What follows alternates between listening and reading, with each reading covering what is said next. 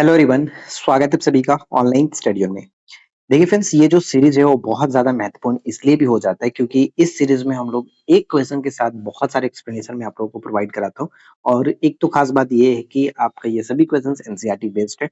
तो आप इस वीडियो को एंड तक जरूर देखा करिए। इसमें आपको कहीं भी ऐसा नहीं लगेगा कि कोई क्वेश्चन ऐसा है जो आपके पेपर से रिलेवेंट नहीं करता है। तो आप लोग वीडियो के एंड तक जरूर बने रहिए। और आज ही हम लोग का मॉक 4 है। उम्मीद है कि इससे पहले कि आपने बाकी के जरूर सेट को देख रखा होगा। तो चलिए सबसे पहले प्रश्न पे आते हैं और सबसे पहला प्रश्न देखिए आपकी स्क्रीन पर क्या कह रहा है कि बल द्वारा किया गया कार्य धनात्मक होता है। तो देखिए एक चीज मैं आप लोगों को बताना चाहूंगा। बल द्वारा किया गया जो कार्य होता है वो तीन तरह से होता है। एक तो धनात्मक हो सकता है, एक तो शून्य हो सकता है और एक हो सकता है आपका कि ऋणात्मक हो।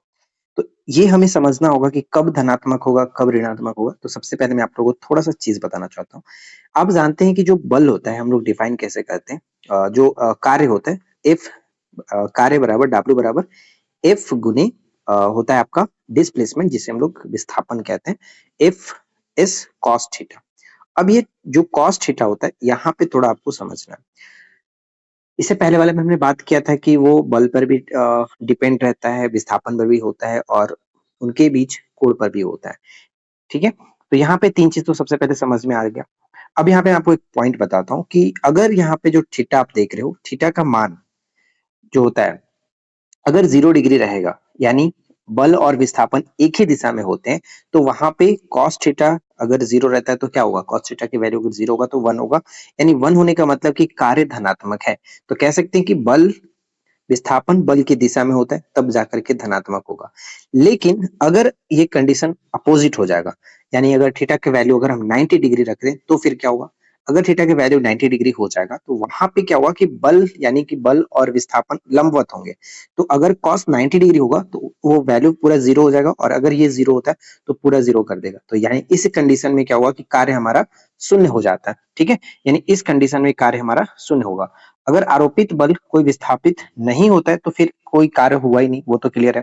लेकिन अगर यहाँ पे हम कहें कि विस्थापन बल की विपरीत दिशा में अगर होगा, यानी विस्थापन जो होगा बल की विपरीत दिशा में होगा, तो थीटा का वैल्यू जो होगा वो 180 डिग्री होगा। और 180 डिग्री का मतलब होगा कि -1 हो जाएगा। और माइनस में होने का मतलब कि कार्य जो पूरी तरह से हुआ वो ऋणात्मक कार्य होगा। तो यहाँ पे चारों ऑप्शन आपको अच्छे से समझ में आ गया कि अगर विस्थापन बल की दिशा में होगा तो हम कह सकते हैं कि वो धनात्मक कार्य हुआ। तो प्रश्न हमसे यही पूछा गया, तो राइट आंसर ऑप्शन फिलहाल ए को टिक करें। यही इसी तरह से हम सभी क्वेश्चंस को डिस्कस करने वाले हैं, तो एंड तक वीडियो के साथ देखिए। नेक्स्ट क्या रहा है कि बताइए कि खाली स्थान ने कोशिका में स्थित तरल जैविक पदार्थ को जीव द्रव्य नाम दिया था। तो जीव द्रव्य नाम दिया गया था कब। सबसे पहले जीव द्रव्य जो नाम दिया गया था वो 1839 में दिया गया, ये याद रखें। 1839 में जेई पुरकिंजे ने दिया था। तो ऑप्शन हम यहाँ पे ए को टिक करेंगे। कोशिका के अंदर उपस्थित जो तरल जैविक पदार्थ होता है जिसे इंग्लिश में हम लोग प्रोटोप्लाज्म कहते हैं। ठीक है, प्रोटोप्लाज्म और हिंदी में जीव द्रव्य के नाम से जाना जाता है। यह हम कह सकते हैं कि वह अर्ध द्रवित पदार्थ होता है जिसमें कोशिका के सभी अंग स्थित होते हैं और यह जीवन के सभी क्रियाओं का मुख्य स्थल के रूप में जाना जाता है। तो ये बहुत इंपॉर्टेंट है, पूछा जाता है, याद रखें। अब यहाँ पे बाकी ऑप्शंस के अगर थोड़ा सा डिस्कस करना चाहें, जैसे रॉबर्ट ब्राउन के बारे में बात करें, तो रॉबर्ट ब्राउन ने इन्होंने न्यूक्लियस की खोज की थी 1831 ईस्वी में। ठीक है, और अगर उसी तरह से हम रॉबर्ट हुक की बात करें तो रॉबर्ट हुक के बारे में आपको पता होगा कि कोशिका जो शब्द है सबसे पहले 1665 में इन्होंने ही बताया था। कॉर्क के टुकड़े में कोशिकाओं को देखा था, तो ये थोड़ा सा याद रखना है। और स्लाइडेन और स्वान के बारे में तो पता ही है, जिन्होंने कोशिका सिद्धांत के बारे में बताया था। तो ये तीनों ऑप्शंस भी इंपॉर्टेंट हो जाता है, लेकिन करेक्ट आंसर हमारा ऑप्शन ए होगा। नेक्स्ट क्या आता है, यदि वायु प्रतिरोध को नगण्य माने तो मुक्त रूप से गिरते हुए पिंड की स्थितिज ऊर्जा और गतिज ऊर्जा का योग क्या होगा।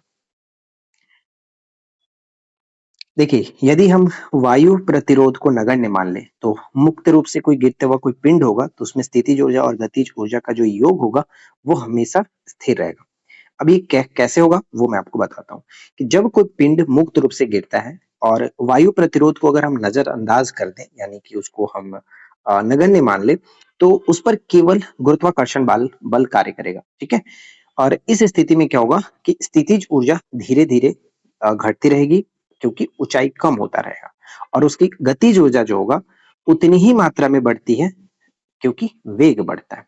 तो इस कंडीशन में हम देखेंगे कि दोनों का जो योग होगा वो स्थिर हो जाएगा, क्योंकि अगर स्थितिज ऊर्जा घट रही है और गतिज ऊर्जा बढ़ रही है तो वहां पे हम कह सकते हैं कि दोनों स्थिर हो जाएगा। तो इसलिए यहाँ पे राइट आंसर ऑप्शन डी बन जाता है।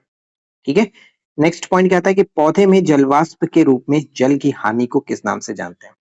तो पौधे में अगर जलवाष्प की हानि होती है उसे हम लोग वाष्पोत्सर्जन के नाम से जाना जाता है। राइट आंसर ऑप्शन डी बनेगा, और ये प्रश्न इंपॉर्टेंट है, याद रखिएगा। अगर आप लोगों को ये वीडियो पसंद आती है, क्वेश्चंस अच्छे लगते हैं, तो ज्यादा से ज्यादा वीडियो को शेयर करिए अपने फ्रेंड के साथ, और चैनल पे पहली बार सब्सक्राइब करके रखिए। नेक्स्ट आता है कि 1845 में किस जर्मन रसायनज्ञ ने 2 कार्बन परमाणुओं वाले एक प्राकृतिक उत्पाद एसिटिक अम्ल के संश्लेषण के लिए एक विधि प्रकाशित की थी? तो यहाँ पे हम कह सकते हैं कि हरमन कोलबे जो थे, हरमन कोलबे, ये एक जर्मन रसायनज्ञ थे जिन्होंने 2 कार्बन परमाणुओं वाले एक प्राकृतिक उत्पाद एसिटिक अम्ल के संश्लेषण के लिए एक विधि विकसित की थी। तो ये याद रखिएगा। नेक्स्ट क्या आता है? नेक्स्ट प्रश्न है कि कीटों का मनुष्यों, पर्यावरण और अन्य जीवों के साथ संबंधों का अध्ययन क्या कहलाता है? कीटों का मनुष्यों, पर्यावरण और अन्य जीवों के साथ संबंधों के अध्ययन को हम लोग किस नाम से जानते हैं? तो इसे हम यहाँ पे कह सकते हैं एंटोमोलॉजी। ठीक है, एंटोमोलॉजी के नाम से जानते हैं, option B entomology. Next point आता है कि निम्नलिखित में से कौन सा कोशिकांग राइबोसोमल यानी R N R N A R N A के नाम से जाना जाता है और प्रोटीन से बना होता है। ठीक है, आर एन ए कहते हैं इसको, और प्रोटीन से बना होता है। तो कह सकते हैं यहाँ पे करेक्ट आंसर जो बनेगा वो राइबोसोम होगा। ऑप्शन हम डी को टिक करेंगे, और ऐसा क्यों होता है मैं आपको बताता हूँ कि राइबोसोम वह कोशिकांग है जो कि मुख्य घटक से बना होता है, 2 मुख्य घटकों से बना होता है, और वो 2 मुख्य घटक होते हैं, एक तो आरएनए होता है और एक होता है आपका प्रोटीन। ठीक है, प्रोटीन, इन दोनों से मिलकर के बना होता है राइबोसोम। तो ये ध्यान रखिए, और ये दोनों मिलकर के राइबोसोम की संरचना बनाते हैं जो प्रोटीन संश्लेषण का केंद्र होता है। प्रोटीन संश्लेषण का केंद्र राइबोसोम होता है, आप सभी को पता होगा। तो राइट आंसर डी हो जाता है। नेक्स्ट प्रश्न आता है कि रिग रिगेल रिगेलमेन, ठीक है, रिगेलमेन स्केल का प्रयोग निम्नलिखित में से किसके घनत्व मापन में होता है? तो देखिए, रिगेलमेन जो स्केल होता है इसका इस्तेमाल हम खास करके करते हैं जो कि धुआं, ठीक है, स्मॉग जो होता है, स्मॉग, इसके घनत्व को मापने के लिए यहाँ पे किया जाता है। तो राइट आंसर फिलहाल आपका होगा ऑप्शन सी। इसको याद रखिएगा, ये बहुत इंपॉर्टेंट है। ठीक है, चलिए नेक्स्ट पॉइंट आता है हमारा कि इलेक्ट्रॉन वोल्ट इकाई किसकी है? इलेक्ट्रॉन वोल्ट जो है इकाई किसकी है? इलेक्ट्रॉन वोल्ट जो इकाई होती है वो हम कह सकते हैं कि ऊर्जा की इकाई है। याद रखिएगा, ऊर्जा की इकाई इलेक्ट्रॉन वोल्ट के रूप में हम लोग जानते हैं। ये महत्वपूर्ण पॉइंट है, और यहाँ पे थोड़ा सा आपको ये याद रखना है कि इलेक्ट्रॉन वोल्ट जो है एक ऊर्जा की इकाई होती है जिसका प्रयोग हम लोग सामान्यतः परमाणुओं एवं उप परमाणविक कणों की ऊर्जा को व्यक्त करने के लिए इस्तेमाल किया जाता है। ठीक है, तो यहाँ पे फिलहाल तो ऑप्शन ए हो जाता है। नेक्स्ट नेक्स्ट कह रहा है कि एंटीफ्रिज प्रोटीन पाया जाता है। बताइए कि एंटीफ्रिज प्रोटीन जो है वो किस में पाया जाता है? देखिए, एंटीफ्रिज प्रोटीन वे विशेष प्रोटीन होते हैं जो शरीर के तरल पदार्थों को जमने से रोकता है, और ये जो खास करके होते हैं वो आपके मछलियों में होता है। ये बर्फ के क्रिस्टलों की वृद्धि को बाधित करके जीवों को जमने से बचाते हैं। और ऐसा क्या होता है, तो आपको पता है कि फर्श के ऊपर का जो तली होता है वो तो पूरा जम जाता है, लेकिन अंदर की जो मछलियां होती है वो फिर भी अच्छे तरीके से जिंदा रहती हैं। वो क्यों? क्योंकि अ, इनमें क्या होता है कि एंटीफ्रिज प्रोटीन पाया जाता है, और ये प्रोटीन विशेष रूप से हम कह सकते हैं, मुख्य रूप से कह सकते हैं कि ध्रुवीय और अति शीत जलवायु में रहने वाले जो मछलियां होती हैं उनमें देखने को मिलता है। तो राइट आंसर क्या होगा? ऑप्शन ए करेक्ट आंसर बन जाता है। नेक्स्ट पॉइंट है कि हमारे शरीर की कौन सी कोशिकाएं लोकप्रिय रूप से मानव शरीर के सैनिक कहलाती हैं? तो देखिए, मानव शरीर का जो सैनिक है, soldiers of the human body के रूप में हम लोग जानते हैं किसको? यहाँ पे हम कह सकते हैं आरबीसी ना कह करके इसका डब्ल्यूबीसी कहेंगे। व्हाइट ब्लड जो सेल्स होते हैं इसको कहा जाता है श्वेत रक्त कोशिकाएं। ये हमारे शरीर में एक तरह से कह सकते हैं रोग प्रतिरोधक के तरफ के रूप में काम करते हैं, जैसे कि रोगों से लड़ने में मदद करता है। इस तरह से मानव शरीर के सैनिक के रूप में इसको जाना जाता है। तो फिलहाल ऑप्शन बी होगा। नेक्स्ट है कि रक्त में हीमोग्लोबिन बनाने में निम्न में से क्या आवश्यक है? तो रक्त में हीमोग्लोबिन बनाने में क्या आवश्यक है? तो हीमोग्लोबिन कह सकते हैं एक तरह के, यहाँ पे आयरन जरूरत है, तो ऑप्शन ए होगा। और हीमोग्लोबिन एक तरह से क्या होता है, प्रोटीन होता है, ठीक है, ये भी याद रखिएगा, हीमोग्लोबिन एक प्रकार का प्रोटीन होता है। लेकिन यहाँ पे प्रश्न में पूछा है कि क्या आवश्यक है बनाने में, तो ये आयरन जरूरत है, तो ऑप्शन ए करेक्ट होगा। नेक्स्ट क्या आ रहा है कि पौधे में नर और मादा युग्मकों के संलयन की प्रक्रिया को क्या कहा जाता है? तो ये संलयन की इनकी प्रक्रिया को हम लोग निषेचन कहते हैं, फर्टिलाइजेशन, ठीक है, निषेचन कहा जाता है, ये ध्यान रखिएगा। अगला प्रश्न आता है कि अम्लता की समस्या से पीड़ित लोगों का इलाज किसके युक्त एंटासिड से किया जाता है? यानी अगर हमें अम्लता की, एसिडिटी की जो प्रॉब्लम होती है उसको ठीक करने के लिए मिल्क ऑफ मैग्नीशिया का इस्तेमाल किया जाता है, एक प्रकार का एंटासिड होता है और ये बहुत ही कारगर होता है। ऑप्शन बी यहाँ पे करेक्ट आंसर फिलहाल तो हो जाता है। और इसके बारे में अगर हम बात करना चाहें तो हमारे शरीर में जो एसिडिटी होती है ये तब होती है जब पेट में अत्यधिक हाइड्रोक्लोरिक अम्ल, हमारे पेट में जो बनता है एक तरह का हाइड्रोक्लोरिक अम्ल, ये बहुत ज्यादा जब पेट में बनता है तब जाकर के हमें एसिडिटी की प्रॉब्लम आती है और इससे पेट में जलन होता है, गैस, अपच जैसी समस्याएं उत्पन्न होती है। इलाज के लिए एंटासिड जो कि अम्ल को निष्क्रिय कर देता है इस्तेमाल किया जाता है और इसमें सबसे अच्छा जो कारीगर होता है वो है मिल्क ऑफ मैग्नीशिया, ठीक है। मिल्क ऑफ मैग्नीशिया एक तरह का क्षार होता है जो पेट के अम्ल के साथ क्रिया करके उसे निष्क्रिय बना देता है, तो यहाँ पे बी करेक्ट आंसर होगा। नेक्स्ट आता है कि एक परख नालिका के अंदर चुंबकीय क्षेत्र रेखाओं का आकार कैसा होता है? तो देखिए परख नालिका के अंदर चुंबकीय क्षेत्र का जो आकार होगा वो हमेशा सीधा और समानांतर होता है, तो बी करेक्ट होगा, सीधा और समानांतर होता है, ये इंपॉर्टेंट है। जब एक परिनालिका में हम विद्युत धारा प्रवाहित की जाती है, परिनालिका जिसे हम लोग सोलेनॉइड के नाम से भी जानते हैं, प्रवाहित की जाती है, तो उसमें एक चुंबकीय क्षेत्र उत्पन्न होता है जिसकी विशेषताएं होती है कि परिनालिका के अंदर जो चुंबकीय क्षेत्र की रेखाएं होती हैं वो सीधी होती हैं और साथ साथ पैरेलल भी होती हैं, आपस में समीपवर्ती और एक समान दूरी पर होती है। देखा होगा आपने कि इस तरह से निकलता है, अगर मान लो कि ये कोई परिनालिका है जिसपे लपेटा हुआ है इस तरह का, तो हमेशा आप देखोगे कि नॉर्थ से निकल के साउथ की तरफ जाता है, ठीक है, नॉर्थ की तरफ निकल के साउथ की तरफ जाता है और इन दोनों के बीच की दूरी होती है वो समान होता है, सीधा होता है, ठीक है, तो बी यहाँ पे फिलहाल करेक्ट आंसर है। नेक्स्ट क्या आता है कि सोलेनॉइड के अंदर चुंबकीय क्षेत्र, अभी जस्ट हमने जो परिनालिका के बारे में बात किया उसी को कहा जाता है सोलेनॉइड, और यहाँ पे हम कह सकते हैं कि सभी बिंदुओं पर समान होता है, चुंबकीय क्षेत्र सभी बिंदुओं पर समान होता है, ऑप्शन ए।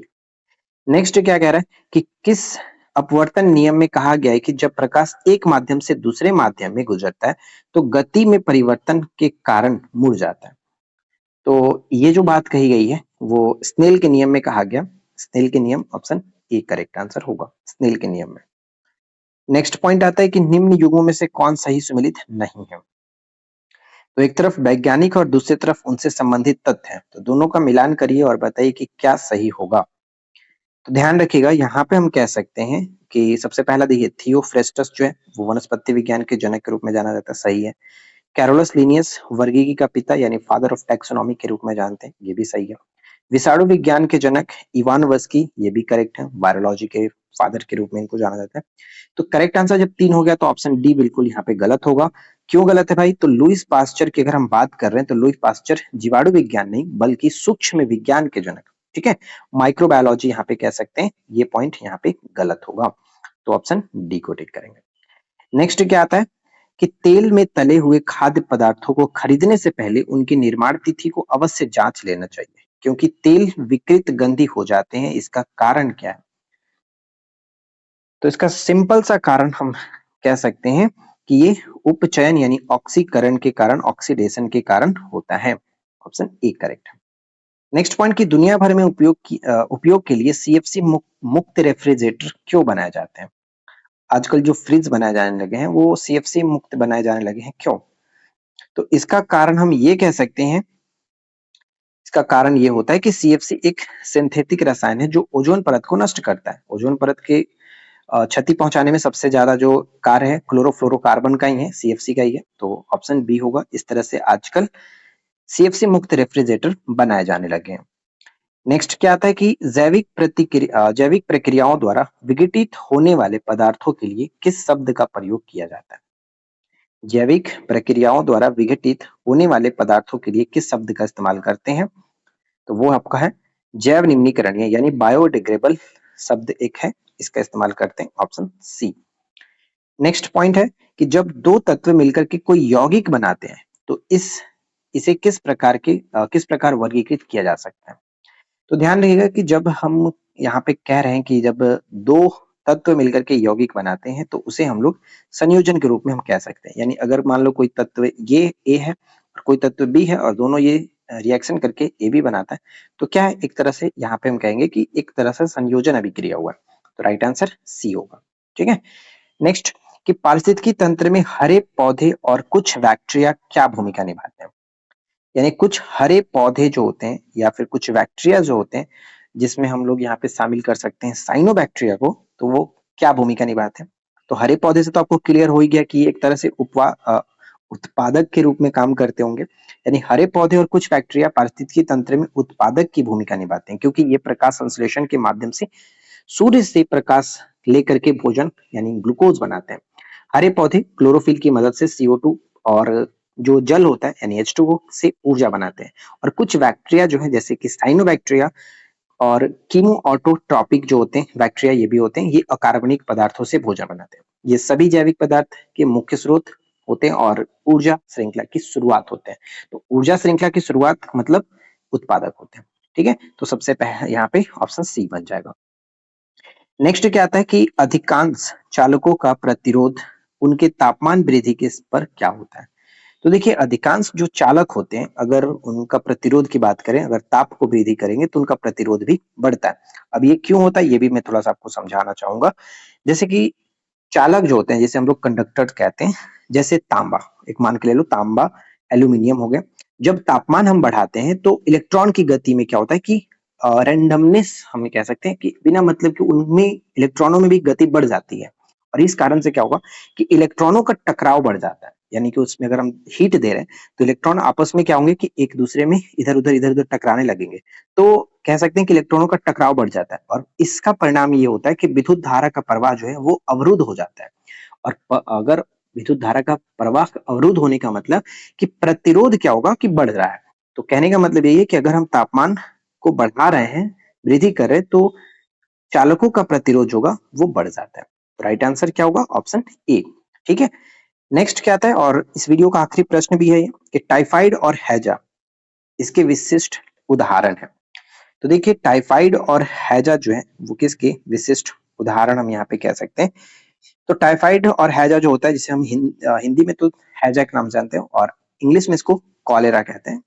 ठीक है, कॉलेरा, ये दोनों ही रोग प्रदूषित जल या फिर भोजन के सेवन से फैलता है।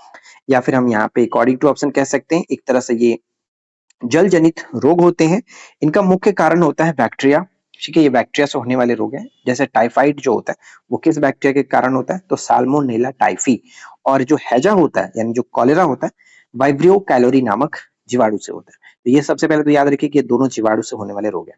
ये रोग गंदे पानी में मौजूद बैक्टीरिया के कारण होते हैं और खास करके ये हम कह सकते हैं ये उन क्षेत्रों में पाए जाते हैं जहाँ स्वच्छ पेयजल और स्वच्छता की कमी होती है।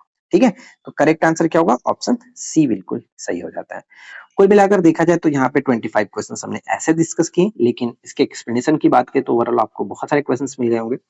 उम्मीद है कि अगर आप वीडियो को यहाँ तक देखे होंगे तो आपको जरूर पसंद आया होगा। वीडियो कैसा लगा आप खुद कमेंट करके बताना। पसंद आया हो तो ऑब्वियसली आप वीडियो को लाइक करके जाएं, चैनल को सब्सक्राइब करके और मेक श्योर कि आपने वीडियो के जो सब चैनल के जो नोटिफिकेशन बेल है उसको आपने ऑन रखा है। ठीक है, अगर ऑन नहीं किया तो ऑल पे सेट कर लीजिए ताकि सभी वीडियो की नोटिफिकेशन आपको ऑन टाइम मिलती रहे। तो फिलहाल हम मिलते हैं नेक्स्ट वीडियो में नए टॉपिक के साथ। Thanks for watching, keep learning, have a good day.